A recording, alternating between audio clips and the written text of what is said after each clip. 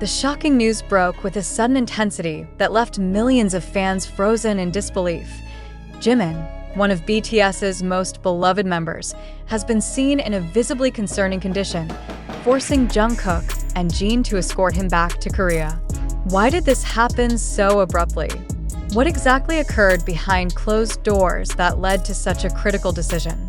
These pressing questions are now circling endlessly across social media and global news outlets, amplifying the unease that has already gripped the ARMY community worldwide. The images and video footage surfacing online are not just fleeting moments. They have become evidence of a situation that feels both urgent and unsettling, raising more questions than answers. The tension escalated when a recently uploaded video titled, Jimin Jin spotted at airport today, Jungkook Jin seen at airport today, BTS, Jungkook Jimin Jin, began circulating. The footage, though brief and lacking in precise details, undeniably shows Jimin walking with visible fatigue, accompanied closely by Jungkook and Jin. Their presence together at the airport immediately sparked speculation. Was this an emergency repatriation? Had Jimin's health declined to the point where an urgent return to Seoul was necessary? Fans around the world are dissecting every frame of the video, hoping to find clues about his condition. Yet what remains most haunting is the silence surrounding the true reason for his sudden departure. What makes the situation even more alarming is the conflicting nature of information circulating online. On one hand, the video shows the three members at an undisclosed airport, their expressions grave, their steps measured. On the other hand, a Facebook post claimed, "Finally got a glimpse of Jimin at Gimpo Airport today," suggesting the scene may have taken place in Korea itself rather than overseas. This discrepancy has only fueled speculation. If Jimin was already seen in Korea, why would Jungkook and Jin be seen accompanying him in such a tense and protective manner? Was the footage captured at Gimpo or another international hub? The uncertainty surrounding the exact location has only magnified the gravity of the situation, making fans worldwide anxious for clarity. The emotional weight of the incident cannot be overstated. Jimin is not only an artist, but also a symbol of resilience, passion, and grace. For ARMY, every appearance he makes carries layers of meaning, and every absence triggers waves of concern. His visibly weakened state at the airport ignited fears that something far more serious was unfolding behind the scenes. Observers noted how Jungkook and Jin appeared unusually protective, positioning themselves closely to Jimin as though shielding him from both the media frenzy and the intensity of the crowd. This protective stance has been widely interpreted as a sign that Jimin's condition may have been far more fragile than fans initially anticipated. The gravity of the situation deepens when considering the context of BTS's current status. With members balancing individual schedules, military duties, and personal challenges, every sudden shift in their movements becomes magnified. The sight of Jin, recently returned to public activities, walking beside Jimin at the airport suggests a deliberate intervention. Jungkook, too, was seen in close step, his expression tense and somber. The collective presence of these two members at Jimin's side signals not merely companionship but urgency, an urgency that raises questions about whether his return to Korea was not just a matter of schedule, but of necessity. Fans have been left piecing together fragments of information to understand what exactly transpired. Could Jimin's health have taken a sudden downturn, requiring immediate attention and rest? Was the trip initially planned but hastily cut short due to unexpected circumstances? Or was this a strategic decision to bring him home quietly, away from the speculation that often follows public figures of his magnitude? The absence of definitive answers has created a vacuum of uncertainty, one that is now filled with global anxiety and relentless inquiry. Speculation has not only centered on his health, but also on the broader implications for BTS as a group. With Jin, the eldest, taking on a visibly protective role, and Jungkook, often described as the pillar of strength within the group, standing firmly by Jimin's side. The dynamic between the three members has drawn sharp attention. Fans and analysts alike are questioning whether this moment represents a temporary setback or the beginning of a longer, more complex chapter in Jimin's journey. The severity of his condition, while not officially confirmed, has left many fearing the worst and preparing for the possibility of a significant hiatus. What cannot be ignored is the intensity of the response from ARMY. Social media timelines have been flooded with expressions of fear, support, and unrelenting curiosity. Phrases like, "Is Jimin okay?"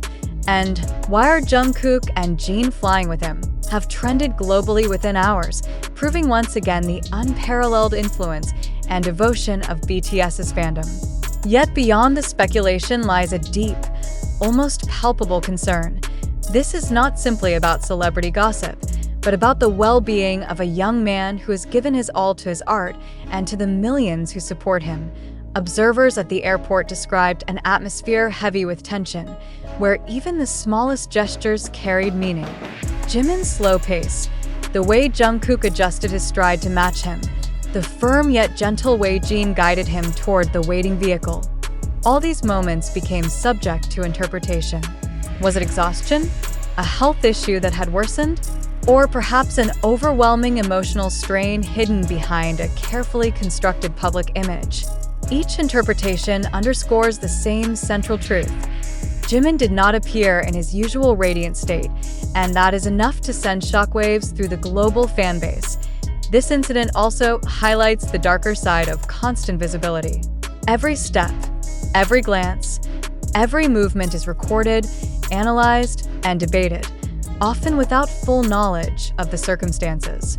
The video capturing Jimin with Jungkook and Jin was meant to document their presence, but instead, it has triggered a storm of anxiety that now circles endlessly without resolution. In many ways, the footage reveals more in what it does not show than in what it does. No destination, no explanation, no confirmation. Only unanswered questions and the visible strain on Jimin's face. As the speculation continues to mount, the central issue remains unchanged. Why did Jungkook and Jin escort Jimin back to Korea, and what does this mean for his immediate future? Until clearer details emerge, one fact stands above all. The sight of Jimin, visibly fragile, supported by two of his closest members, has become a defining moment, one that will linger in the minds of fans for weeks, if not months, to come. The atmosphere surrounding Jimin's sudden return has reached a boiling point, with countless theories competing for attention, yet none able to provide concrete answers. What remains undeniable is the gravity reflected in every detail of his recent appearance. At the airport, the once energetic and charismatic performer seemed withdrawn, his posture weighed down, his face partially hidden beneath a mask, and his steps carefully measured as though conserving every ounce of energy. Jungkook's attentive gaze rarely strayed from him, while Jin walked slightly ahead, seemingly clearing the way, as though the two had silently agreed to shield their bandmate from both the crowd and the relentless scrutiny of cameras. This image, three of BTS's most recognized figures moving together under tense circumstances, has become the focal point of global discussion. To fans, it is a chilling reminder of the fragile humanity behind the polished stage performances. For Jimin, who has long been admired for his ability to push through adversity, this sudden vulnerability has sparked both alarm and empathy. Why was the decision to return to Korea made so urgently? Was it precautionary, or had matters escalated beyond what could be managed abroad? These questions dominate the discourse, yet every attempt at an answer circles back to the same unsettling truth. Jimin's condition does not appear routine, and the silence surrounding it only intensifies the concern. Adding to the complexity are conflicting witness reports. While some insist the trio were seen departing from an international terminal, others maintain they had already landed at Gimpo, suggesting the footage might have captured their arrival rather than their departure. This discrepancy has fueled endless speculation online, with fans poring over background details in the video, the signage, the lighting, even the uniforms of airport staff, in hopes of identifying the precise location. The determination to uncover the truth reflects not only fandom's investigative spirit, but also the depth of collective anxiety. People want to understand not just where Jimin is, but why he needed to be there under such visible strain. The intensity of the situation raises broader implications for BTS's current trajectory. With the group navigating military service, solo careers, and the anticipation of future reunions, the well-being of each member carries profound symbolic weight. Jimin's sudden withdrawal, escorted by Jin and Jungkook, is more than a personal matter. It is an event with ripple effects across the entire global fandom. The sight of two members taking on the role of protectors underscores the seriousness of the moment and sends a clear message. Whatever is happening cannot be dismissed as a minor inconvenience. At its core, this incident has forced fans and observers alike to confront an uncomfortable question. How much pressure can one individual bear before the strain becomes visible? Jimin's return under these circumstances serves as a stark reminder that even global icons are not immune to exhaustion, stress, or unexpected health concerns. Until clearer information surfaces, the image of Jimin flanked by Jungkook and Jin will remain etched in the collective memory, a symbol of both vulnerability and brotherhood, shrouded in mystery, yet impossible to ignore. Under the harsh light of global attention, a single question now reverberates with increasing urgency. Is the reported decline in Jimin's condition and his sudden return to Korea escorted by Jungkook and Jin a tangible reality or merely a narrative amplified for sensational effect? The footage and fragments of information circulating across TikTok, YouTube, Twitter, and other platforms present a story of urgency and concern, yet none of these sources provide definitive confirmation. How much of what we believe is shaped by verified fact, and how much is a projection of collective fear and speculation? In an era where digital content spreads with unprecedented speed, the line between truth and fabrication becomes dangerously blurred. Can we, therefore, trust what we see, or are we unconsciously participating in the spread of a constructed narrative designed to capture attention rather than convey reality? The images of Jimin walking alongside Jungkook and Jin, appearing frail and reserved, are powerful enough to evoke emotional responses worldwide. But should emotion be the foundation upon which we build our understanding of events, or does it cloud our ability to separate fact from illusion?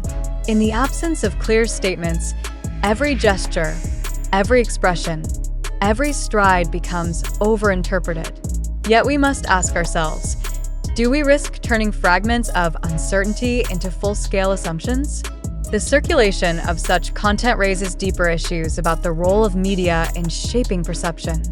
Are we witnessing a genuine crisis in Jimin's health, or are we consuming a performance crafted, intentionally or not, for viral impact? It is important to remember that media platforms thrive on immediacy. A 30-second video on TikTok, a hastily written tweet, or a short YouTube clip can ignite worldwide speculation within minutes. But does rapid dissemination guarantee accuracy? Or does it serve to magnify confusion while feeding into a cycle of sensationalism? If one Facebook post claims Jimin was seen at Gimpo Airport, while another video depicts him at an unspecified international terminal, which version deserves our trust? More importantly, why are we so willing to fill the gaps in evidence with our own assumptions? This raises a troubling question. Are fans being guided by facts, or are they being manipulated by the mechanics of digital virality? Consider the gravity of what is at stake. Jimin's health is not simply a personal matter, but one that carries symbolic weight for millions of fans invested in his journey. Yet should personal well-being be allowed to transform into a global spectacle governed by unverified footage and unconfirmed reports? By participating in this discourse, are we showing care and concern, or are we perpetuating a cycle that commodifies vulnerability for public consumption? This is not an easy question to answer, but it is one that must be asked. If we accept without question the narrative that Jimin was in such distress that Jungkook and Jin had to bring him back to Korea, then we must also ask, What evidence supports this conclusion beyond ambiguous clips and emotionally charged commentary?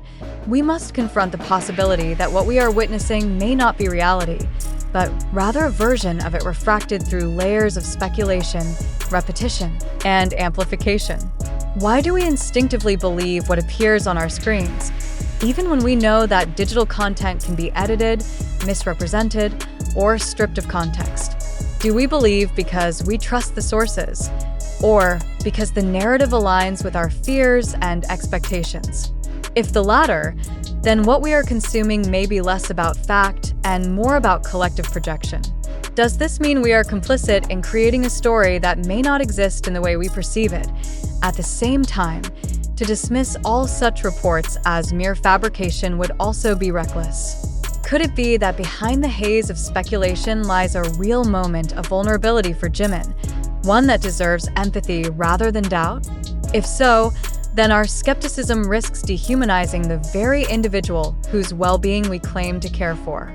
Yet, if the opposite is true, if this narrative has been inflated beyond its actual significance, then how responsible are we for amplifying a potential hoax? What does this say about our relationship with media, with fandom, and with truth itself? The seriousness of these questions demands reflection. Should we not pause before sharing, before reacting, before interpreting ambiguous content as undeniable proof? Are we not obligated, as critical consumers of information, to demand verifiable evidence before allowing anxiety and speculation to dominate our understanding? If the goal of media is to inform, then why does so much of what circulates leave us with more questions than answers? And if the goal is not to inform but to engage, to provoke, to capture attention at all costs, then are we not witnessing the commodification of uncertainty itself? As readers, viewers, and participants in this discourse, we hold a responsibility. Do we allow ourselves to be guided by speculation, or do we insist upon truth, even when truth is harder to obtain and less immediately gratifying? The story of Jimin, Jungkook, and Jin at the airport has become a mirror reflecting not only the possible struggles of a beloved figure, but also the state of our collective media consumption. Do we crave accuracy, or do we crave drama? Are we motivated by care for the artist, or by the adrenaline of being part of a viral conversation? Ultimately, the questions we must ask extend beyond BTS, beyond ARMY, and into the very structure of modern communication. How do we differentiate between fact and fiction in a landscape where both are distributed with equal velocity? What happens when the emotional weight of an image overshadows the absence of confirmation? And, perhaps most importantly, what kind of society are we building if we accept every unverified narrative as truth? Therefore, let us not take this report at face value. Let us not surrender to sensationalism without scrutiny. Instead, let us interrogate it. What is real? What is fabricated? And what lies in the dangerous space between? Is Jimin truly in a state of fragility requiring urgent repatriation? Or is this a media-driven construction amplified by our own willingness to believe? Until verifiable facts emerge, we must hold space for both possibilities while refusing to be consumed by either. In doing so, we engage not only with the story of one artist, but with the broader challenge of navigating truth in an age where speculation travels faster than reality. We return to the essential provocation. Do you, as readers, truly believe this event unfolded as it appears on your screen? Or do you suspect that what we are witnessing is a carefully orchestrated spectacle designed to capture attention, evoke emotion, and drive discourse? In questioning the narrative, we preserve our capacity to think critically, to resist manipulation, and to protect the boundary between reality and illusion. That boundary is fragile, but without it, we risk losing the very ability to discern truth at all. What remains most urgent now is not only the uncertainty surrounding Jimin's condition, but also the way in which this uncertainty exposes our own vulnerability as consumers of information. Do we recognize how swiftly speculation can transform into fact once it enters the echo chamber of social media? Or are we content to absorb headlines and clips without questioning their origins?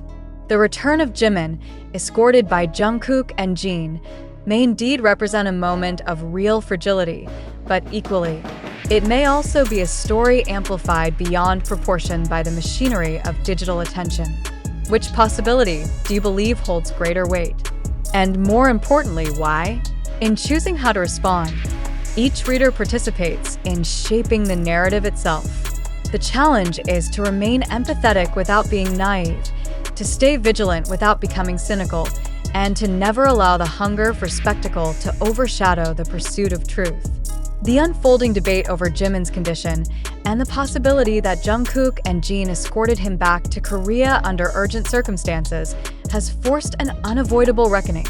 How do we, as a global audience, determine where truth ends and speculation begins? The videos, tweets, and posts that ignited this firestorm are undeniable in their reach, but undeniable reach is not the same as undeniable truth. Can a fragment of footage, stripped of its context, ever be enough to convince us of the full story? Or do we willingly allow ourselves to fill the void of missing information with fear, sympathy, or even a subconscious desire for drama? Every frame of Jimin at the airport has been magnified beyond measure. His slowed walk, the protective positioning of Jungkook and Jin, the shadows under his eyes. Each detail has been treated as if it were a definitive diagnosis. But are we analyzing reality or constructing a narrative from our own anxieties? Would the same gestures look different if presented under another headline, one without the implication of crisis? This is the danger of interpretive consumption. The audience may not be receiving the truth, but rather building it from fragments designed to provoke reaction. Should we, then, hold ourselves accountable for how easily we allow emotion to eclipse fact? Another pressing question lingers. Why are we so quick to equate silence with confirmation? The absence of official explanation has been seized upon as evidence of severity, yet is it not equally possible that the silence simply reflects privacy, restraint, or timing? When speculation fills the void of fact, are we not complicit in spreading narratives that may harm more than they help? The speed at which unverified claims travel on TikTok, Twitter, and YouTube demonstrates how easily conjecture becomes a global storyline. But how often do we pause to interrogate the motives of those posting? Are they seeking to inform or to capitalize on virality? The incident also highlights the paradox of fandom. ARMY's global network is both a source of strength and a breeding ground for overamplification. On one hand, the intensity of concern reflects genuine care and empathy for Jimin. On the other hand, the fervor to interpret every detail risks transforming compassion into spectacle.